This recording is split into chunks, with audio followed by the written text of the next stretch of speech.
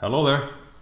Hope I didn't get you too badly with the April Fool's prank yesterday. This game was not played against Hikaru Nakamura. So we will actually analyze that game and give credit where credit is due. And then we will look at the game where I actually beat Nakamura, and it was not this spectacular. It was just kind of a mundane game, but I did beat him, and it is still one of my best results ever. But okay, the game that I copied was a game played by the late Viktor Kubratic, Soviet grandmaster, very, very good player, and a great attacking player. And he's playing against Jamie Suni Neto. And it was indeed a Sicilian, well, as you saw in the video. And black played this line with b5. So it transposes to what is called a Khan after bishop b7, bishop d3, and e6. And these early b5 lines can be a little tricky to handle, and white seems to get an edge in many of these lines. So castles, queen c7. So black is kind of breaking some opening principles. He's not, he's delaying a lot of his development, moving the queen out, taking again with it here. And white can begin to attack these pawns that moved out a little bit too early with a4. And this is actually reasonably standard. This has happened a few times. And knight d4 is a very nice idea because we can't take it owing to the check here, and the queen can't interpose. So the knight is safe, and black needs to develop somehow. And white has a pleasant choice. He can take here and claim a structural advantage. And bishop c4 is not necessarily best, but it prevents black from taking. Probably we take back. Well, probably we take back with the pawn there anyway. So bishop d6, and this was a little bit.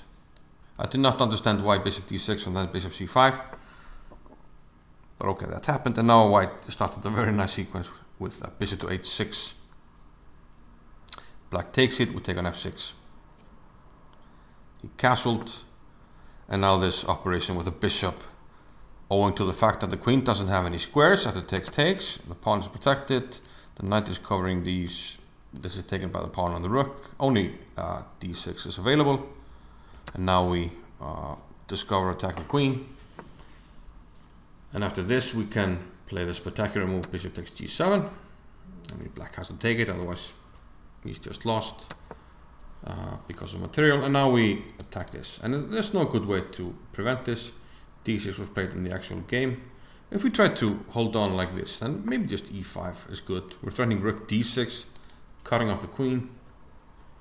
Let's say we try to unpin, but rook takes d7, and then there's nothing to be done here. If you take, there's a fork on the queen, taken by the knight. If you play rook c8, I can start taking this and play queen e4 check. It's going to end with mate. Queen e4 here. After I take on b7. And black, he can't defend. So d6, rook takes, undermines the bishop.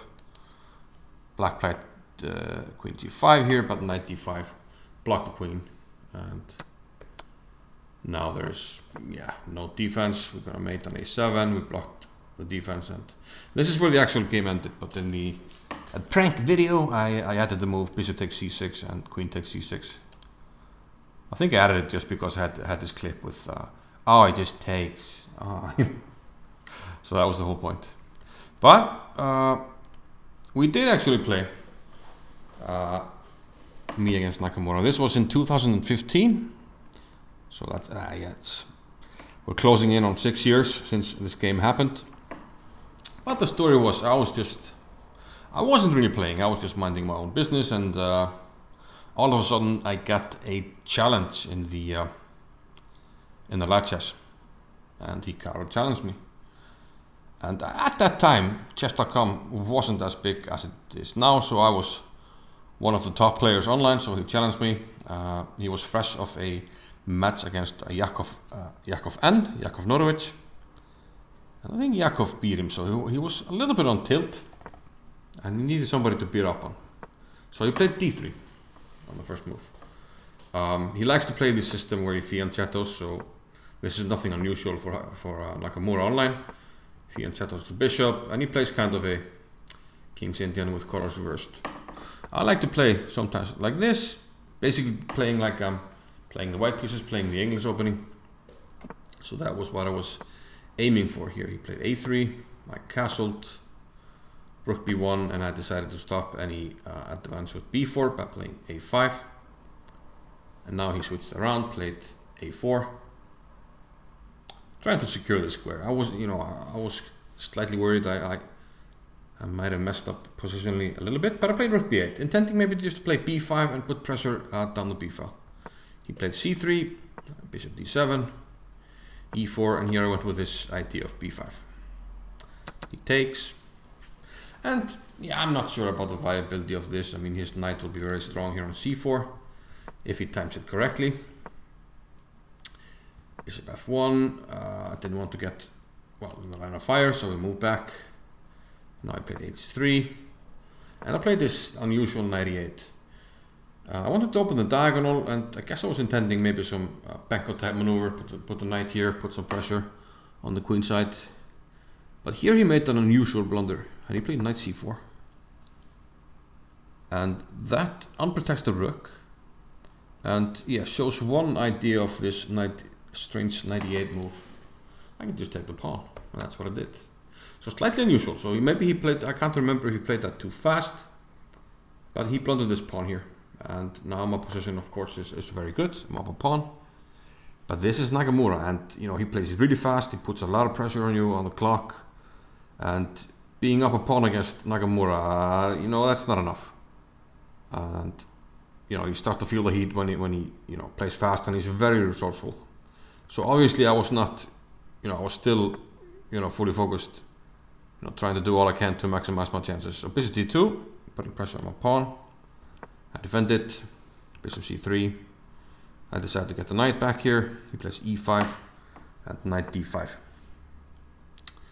And yeah, here I decide to go for a little bit of tactics, which can be a risky proposition against Nakamura, but I felt like this was a good liquidation. I get a piece. If he takes this, I take the queen and then take on c7, and I should be pretty good. So he took on c3, I took, and now I played d4. We had a trade here, and here I found another tactic because the knight is unprotected. So I was finding some good moves. If I don't find, some of the tactics I found here and some moves later, probably I get into time trouble, and that's when things start to get messed up. So I found this very important. So now I'm up 2 pawns, and I have the bishop pair. But my pawns are kind of isolated, so who knows? Rook d2, queen c3. Here he starts to attack my queen. I'm sort of just floundering around. I think I was quite happy to see this because here I could simplify a little bit, place my bishop on e5, and rook c2. And here he definitely messed up because I can now put pressure on the c file. And here I was able to find a nice tactic to simplify. He is defending here, and he's got a nice grip on the light squares, but this simplifies very nicely. Queen d4, and now the pressure on c4 is too much, and his position is actually starting to fall apart. He played rook b7, but now I can trade the queens, and his rook is hanging. So now it's just too much material, just too much, yo.